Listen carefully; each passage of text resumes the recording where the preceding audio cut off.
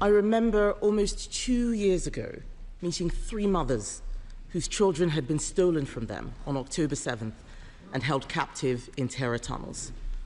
They were living a nightmare unimaginable for any parent. Many of us on these benches have met hostages, their families, heard their stories, and supported them.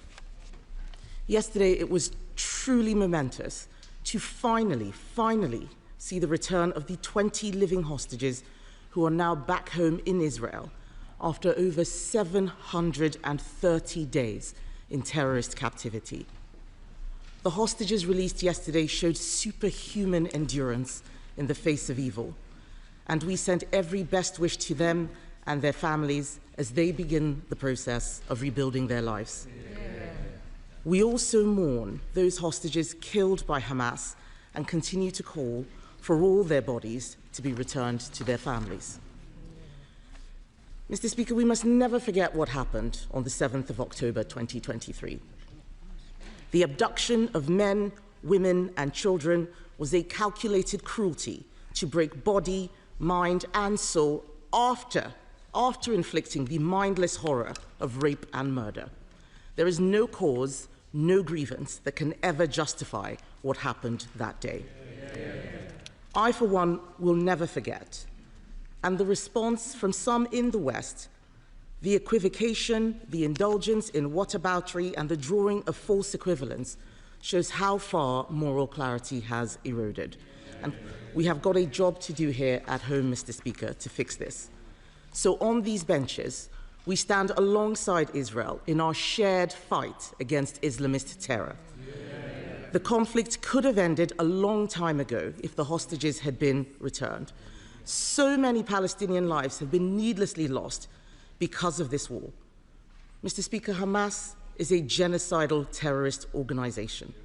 A sustainable end to the suffering of civilians in Gaza means the complete eradication of Hamas and the dismantling of its terrorist infrastructure.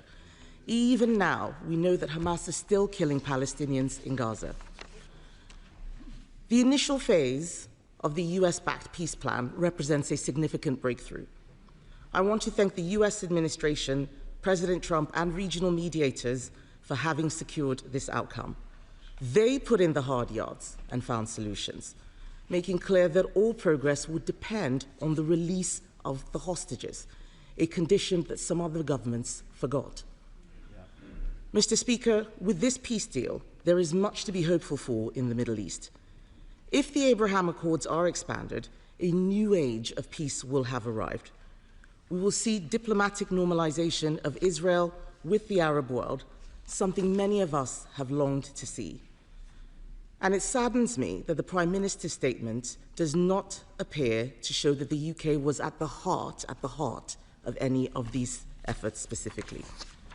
It is quite clear that UK relations with Israel have been strained by the actions of this government. Their view, and they have stated publicly, is that it looks like under pressure from his own backbenchers, the Prime Minister has taken the wrong decisions, time and time again, diminishing our influence in the region. They can shout shame as much as they want to, Mr. Speaker. Within weeks of Labour coming into power, they decided to restore funding to UNRWA. We haven't forgotten. An organisation, they say yes, that's an organisation whose members assisted in the kidnapping of these hostages, the release which we are celebrating today. Relations with Israel have been so damaged that when Israel launched strikes against Iran, a country that has been a direct threat to us for years, the UK was out of the loop. They may not like it, but it is the truth.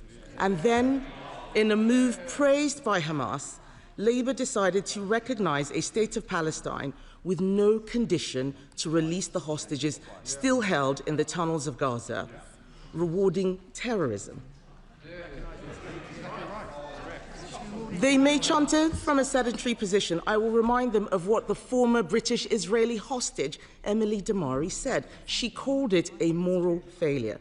I'm surprised to hear the Prime Minister say in his statement that it was a contribution to this peace deal. We all know that the US Secretary of State Marco Rubio condemned this recognition, saying it had made ceasefire negotiations harder. That is what the US said. The truth is, as historic events have unfolded in the Middle East, Britain has been out of step with the US.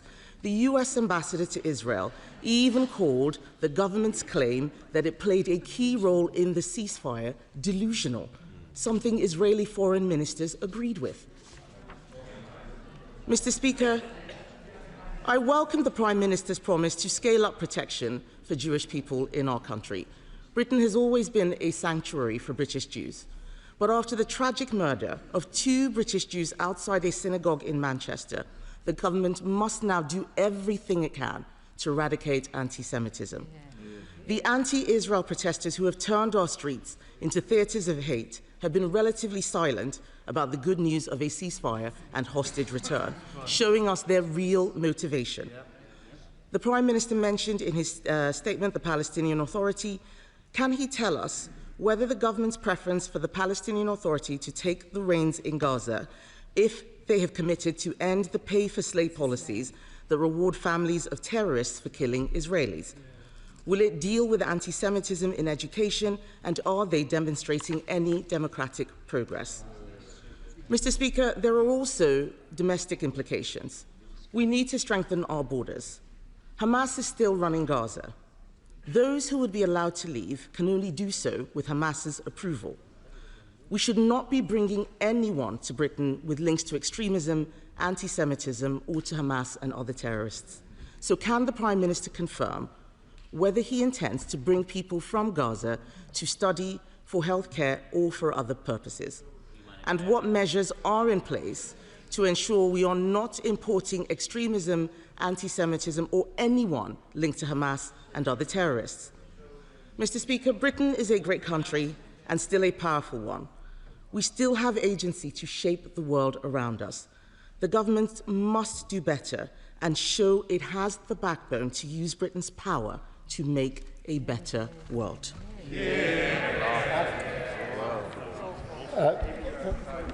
Can I thank her for the words she said about the hostages just a moment ago, and I know how heartfelt they are. I was surprised and saddened that she spent more time attacking what we actually did to help the process than even mentioning the humanitarian crisis in Gaza, without setting out in terms the number of people that have been killed, that are starving, been subjected to denial of aid, when the immediate task for any serious government is to work with allies to get that aid in at speed. I would have expected at least an acknowledgement of that terrible situation. It shows yet again just how far her party has slid from serious statesperson approach to diplomacy. This is not the time for a fight about what role any individual played. I am proud of what Steve Witkoff said about our National Security Advisor.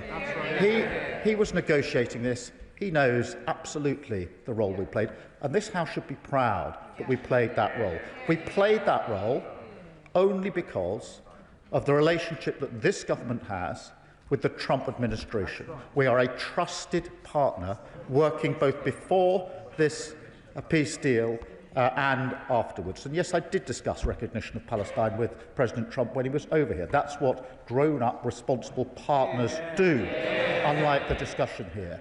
And I'd stand by my